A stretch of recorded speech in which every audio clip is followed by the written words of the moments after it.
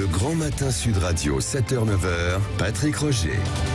Et l'invité ce matin, Sébastien Chenu, député RN du Nord, vice-président de l'Assemblée nationale et porte-parole du Rassemblement national. Bonjour Sébastien Chenu. Bonjour monsieur. Du bleu sur le terrain, la promesse de Darmanin, des étrangers réfugiés en zone rurale, les affaires de violence intraconjugale, la sobriété énergétique, le Rassemblement national. Est-ce qu'il est devenu un parti comme un autre, Autant de questions que nous allons essayer d'aborder. Commençons donc par les confirmation hier de Gérald Darmanin, le ministre de l'Intérieur, de créer 8500 postes de policiers et de gendarmes pendant le quinquennat pour remettre du bleu, dit-il. Ça doit vous satisfaire, ça, non ? Bon, d'abord, les annonces de Gérald Darmanin, elles ne sont pas nouvelles. Ces annonces de création de postes de policiers, elles sont déjà anciennes. Mais on est très loin de l'objectif. D'abord, on se rappelle des déclarations de Gérald Darmanin, jamais suivies des faits. Je vous rappelle, les dealers ne dormiront plus. Ouais. Les dealers dorment toujours, ils font même un peu plus que dormir. Les violeurs étrangers seront expulsés. Je pense qu'il n'y en a pas un qui a dû être expulsé depuis que cette phrase a été prononcée. L'imam Iqiyoussen sera arrêté, expulsé. Ça fait 3 semaines que cette plaisanterie dure. Donc, vous avez des nouvelles ? Parce que vous êtes justement dans la région, donc vous connaissez peut-être un petit peu mieux le dossier. Vous imaginez bien que l'imam Iqiyoussen ne va pas me passer un coup de téléphone, puisque j'ai été, avant même d'être député, un des premiers à dénoncer, puisqu'il est dans ma circonscription, les agissements de ce triste individu. À l'époque, l'État macroniste a fait la sourde oreille et a probablement bien souri à ce que je lui racontais. Donc ça veut dire que les déclarations de Gérald Darmanin en matière de sécurité ou en matière d'immigration ne valent rien. Il n'y a pas de politique migratoire. Non, mais il annonce quand même cette création, a priori, ça devrait avoir lieu. Il l'annonce chaque année, il l'a annoncé l'année dernière. Il l'a annoncé lors de l'exercice budgétaire précédent. Il n'y a pas de politique migratoire, il faut bien comprendre ça. Dans ce pays, il n'y a pas de ligne directrice. Tout le monde entre. Personne ne sort. Aujourd'hui, les OQTF, c'est-à-dire les ordres de reconduite à la frontière, ne sont pas suivis. Oui, mais là, on parle des créations de postes de policiers et de gendarmes. C'est pas la même chose. D'accord, mais je pense que l'un des problèmes fondamentaux que nous connaissons en matière de sécurité, c'est l'immigration. Le lien immigration-sécurité, aujourd'hui, il est reconnu par tout le monde. Il a même été reconnu par des gens de la majorité, d'ailleurs. Aujourd'hui, on nous dit qu'il y a des créations de postes de police. C'est très bien. Il faut qu'il y en ait. D'ailleurs, pas suffisamment. Mais vous savez bien que le maillon qui manque à l'autre bout, c'est aussi celui de la justice. Et puis c'est aussi celui de la volonté politique. Donc à partir du moment où le ministre de l'Intérieur nous dit chaque année qu'il crée 8500 postes, c'est-à-dire les mêmes postes que l'année précédente, pas un de plus, que les commissariats ne sont pas rénovés, que les forces de l'ordre ne sont pas soutenues, car on le voit bien, hier encore, avant-hier encore, du côté de Valenciennes, un refus d'obtempérer, et je le salue, a percuté un policier. À partir du moment où il n'y a pas de volonté politique de s'attaquer à la racine du mal, que ce soit la drogue, que ce soit le phénomène migratoire, eh bien, on pourra créer des postes de policiers. On n'en finira pas avec ce problème. Bon, d'accord. Donc vous dites des promesses, et on verra. Je dis des paroles. Ça fait des mois, des années. Emmanuel Macron va être élu bientôt depuis 6 ans. Ça fait des années que la situation se détériore. Les cambriolages, l'insécurité, la violence de la société. Et ça fait des mois et des années que ce gouvernement n'agit pas, qu'il est en zigzag permanent sur ça, comme sur tout le reste. Ils n'ont pas de ligne directrice. Ils ne savent pas où ils vont. Sébastien Chenu, on verra, et puis vous en reparlerez aussi à l'Assemblée nationale quand ça va reprendre. Bien sûr. À propos d'Assemblée, est-ce que Adrien Quatennens, après l'histoire que l'on connaît, est-ce qu'il peut rester député ? Plusieurs choses d'abord. Moi, je trouve que c'est les violences conjugales. Un homme qui cogne sa femme, c'est c'est la lie de l'humanité à mes yeux. C'est ce qu'il y a de pire. D'un autre côté, lorsqu'il y a un problème de ce type entre un homme politique et sa femme, ça doit être tranché par la justice, ça doit être géré par la justice. Et puis, sur l'aspect politique, ça doit être géré et condamné probablement et sanctionné par son parti politique. Le problème, c'est qu'on a vu avec Jean-Luc Mélenchon, c'est que Jean-Luc Mélenchon a eu des propos très sympathique sur Adrien Quatennens. Il a trouvé que c'était un type formidable, etc.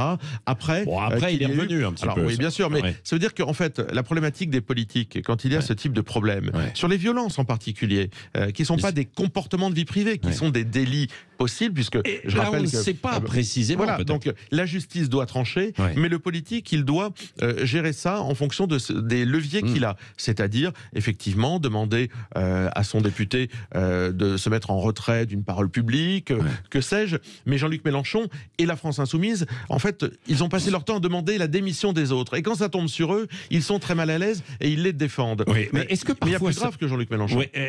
Oui, alors est-ce que ça va il y a plus grave, c'est-à-dire quand j'entends Madame Rousseau, Sandrine Rousseau, qui nous dit l'épouse de Julien Bayou est venue se confier à moi il y a quelque temps pour me faire part de violences psychologiques. Morale, Madame Rousseau ne les a pas dénoncées, mais pire, elle a fait élire Monsieur Rousseau, président de son groupe, en toute connaissance de cause. Donc si vous voulez, l'hypocrisie Monsieur Bayou, pardon. Monsieur Bayou, oui, parce que Monsieur Rousseau, il est déconstruit, j'avais oublié. Monsieur Bayou, président de son groupe, en toute connaissance de cause, vraisemblablement. Donc ça veut dire que ces gens-là ont un discours de façade qui les amène à raconter n'importe quoi du soir au matin, à condamner leurs adversaires politiques du soir au matin, à les jeter en pâture aux médias, et lorsque ça tombe sur eux, eh bien, ils trouvent toutes les circonstances atténuantes pour eux-mêmes ne pas agir. Mais ce sont des hypocrites, et ce sont des bouffons. Des bouffons. Oui, ce sont des bouffons. Attendez, mais je vais vous expliquer de bouffons, là, les gens de la France Insoumise, qui nous disaient... Oui, je vais vous donner un exemple. J'entendais Madame Obono hier dire... Pas d'insulte quand même, non, Sébastien Chenu? Non, mais de la bouffonnerie, vous savez, c'est comme Tartuffe, ce sont des gens qui font rire, qui prennent des positions qui sont juste destinées à faire rire la galerie, parce que derrière, c'est pas sérieux. Je vous explique deux choses. Hier, Madame Obono, députée de la France Insoumise, nous dit Monsieur Quatennens, il a qu'à être député mais ne plus rien faire, donc c'est bien, elle l'incite à transformer son poste de député en emploi fictif, mais surtout, ces gens-là nous ont bassinés avec le fait de pouvoir destituer des députés. Mais là, il n'y a pas besoin de destituer un député. S'ils considèrent que Monsieur Quatennens n'est pas digne de les représenter, eh bien, ils le virent de la France Insoumise, et c'est tout. Mais leurs histoires de il faudra destituer des députés, que le peuple... Mais là, ils ont un problème. Sur Adrien Quatennens, vous ne m'avez pas répondu. Est-ce qu'il peut rester député? Il peut rester député. Il a été élu. Mais le problème, c'est avec leur propre conscience. Moi, je ne demande pas la démission d'Adrien Quatennens. Je demande que la justice se prononce sur ce fait possiblement grave le concernant. Mais je demande que la France Insoumise mette en rapport ces paroles toujours très fortes, ces discours toujours très martiaux en rapport avec leurs actes. C'est-à-dire que, effectivement, s'ils considèrent qu'un député se comporte mal, eh bien qu'il le marginalise ou qu'il l'exclue, puisque c'est ce qu'ils demandent sans arrêt aux autres. Sur les violences morales dénoncées par Sandrine Rousseau à propos de l'épouse ou de la conjointe de Julien Bayou, est-ce que ça va trop loin, là? Parce que... non, mais moi, je ne suis pas conseiller conjugal. Non, moi, je ne suis pas conseiller conjugal. Madame Rousseau est conseillère conjugale de l'extrême gauche. C'est très bien. Moi, je ne suis pas conseiller conjugal de l'extrême gauche, ni de qui que ce soit d'ailleurs. Il y a dans ce pays une justice. Vous avez un problème de fait délictueux, vous saisissez la justice. Pas question, comme à l'extrême gauche, de créer des commissions pour étouffer les choses. Vous saisissez la justice, vous allez en justice, vous allez devant votre parti politique en disant j'ai un problème avec la justice, je prends mes responsabilités. Voilà, je pense que c'est clair. Bayou, lui, tout le reste en retrait de la présidence du groupe. Oui, bien sûr, mais enfin, Madame Rousseau, visiblement, ça fait depuis très longtemps qu'il y avait un problème. Oui. La sobriété énergétique, changeons de sujet.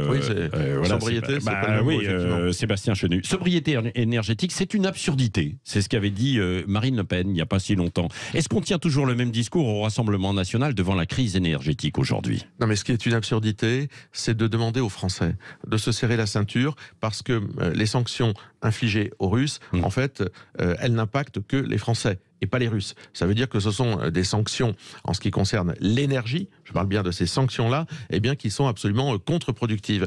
Il y a des Français qui aujourd'hui sont très impactés. Je pense à des entreprises, par exemple chez moi dans ma circonscription, LME Tris-Saint-Léger a aujourd'hui une perte d'activité liée à la hausse de l'électricité. L'explosion. Moi, j'ai déposé une proposition de loi hier, j'ai adressé une question écrite, hier au ministre, du prix des pellets pour se chauffer est absolument incompréhensible et surtout inadmissible. Tout ça pouvait d'ailleurs s'anticiper. Le gouvernement ne l'a pas fait. C'est-à-dire qu'il y a eu une forte demande, quoi. Et puis la transformation est compliquée aujourd'hui. Mais ça demande beaucoup. Et vous entendez d'un autre côté, Madame Vargon, l'ancienne ministre recasée à la Creux, nous dire qu'il y aura des coupes. Vous avez même entendu sur votre antenne Roland Lescure nous dire que effectivement, j'ai repris ses propos, il y aurait 300 entreprises qui risquent d'être mises en difficulté cet hiver. Hiver. Alors bon, puisque Marine Le Pen l'a dit dimanche dernier, elle se voit justement au pouvoir pour la suite, l'alternance. Qu'est-ce que vous feriez, vous, face à cette crise énergétique, si vous étiez au pouvoir? Les solutions. 3 choses. Des sanctions qui fonctionnent contre la Russie et pas des sanctions qui viennent perturber le pouvoir d'achat des Français. La deuxième chose, une taxe sur les super profits. Taxe refusée par la France Insoumise, par la gauche, lorsque nous l'avons proposé à l'Assemblée nationale. Et puis ensuite, évidemment, sortir du marché européen de l'électricité et mettre une TVA à 5,5% sur les énergies, toutes les énergies, parce qu'il faut des mesures pérennes. Ça se fait d'ailleurs en Europe, ailleurs. L'Allemagne l'a baissé à 7%, l'Espagne est en train d'enclencher de la même façon. Les propositions que nous faisons, elles sont concrètes, elles sont pérennes, elles ont du sur sens. les super profits, là, il faut y aller. Bien sûr. Une taxe. Mais sur les super profits, c'est-à-dire pas uniquement sur d'ailleurs les énergéticiens, mais également sur des boîtes comme CMA, CGM qui ont fait des super profits liés à la guerre, pas des profits. Moi, je suis tout à fait content qu'une boîte fasse des profits lorsqu'elle se développe, lorsqu'elle grandit, lorsqu'elle investit, lorsqu'elle se modernise, pas de problème. Lorsqu'elle fait des super profits face à la guerre, eh bien les super profits qu'elle fait ne peuvent pas être tout simplement passés par perte et profit pour les Français. Il y a une proposition de référendum là, qui a été d'initiative partagée, qui a été déposée. Est-ce que vous pourriez le signer mais il y avait il faut plus simple. 4,5 millions de signatures. Oui, d'accord, mais au lieu de partir là-dedans, il y avait beaucoup plus simple.